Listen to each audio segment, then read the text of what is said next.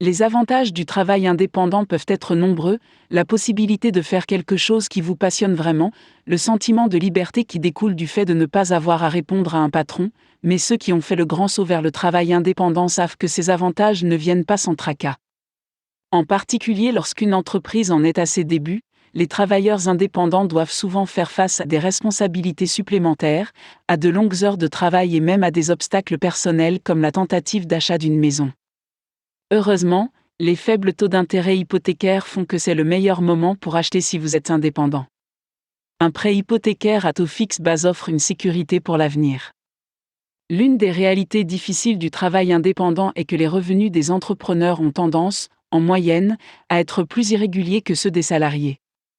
Bien que vos revenus puissent sembler solides pour le moment, les travailleurs indépendants sont les premiers à ressentir les secousses de l'économie nationale et mondiale.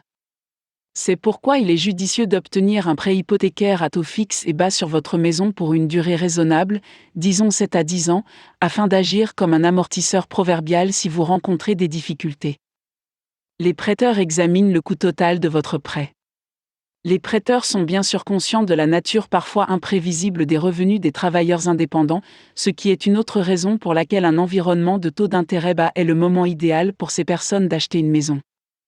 Bien que les demandeurs d'un prêt hypothécaire pour travailleurs indépendants fassent toujours l'objet d'un examen plus minutieux de la part des prêteurs potentiels que les demandeurs qui touchent un salaire, vos chances d'obtenir une approbation sont plus grandes que dans un contexte de taux d'intérêt plus élevé, car le coût total d'un prêt hypothécaire à ces faibles taux est en fin de compte beaucoup plus faible.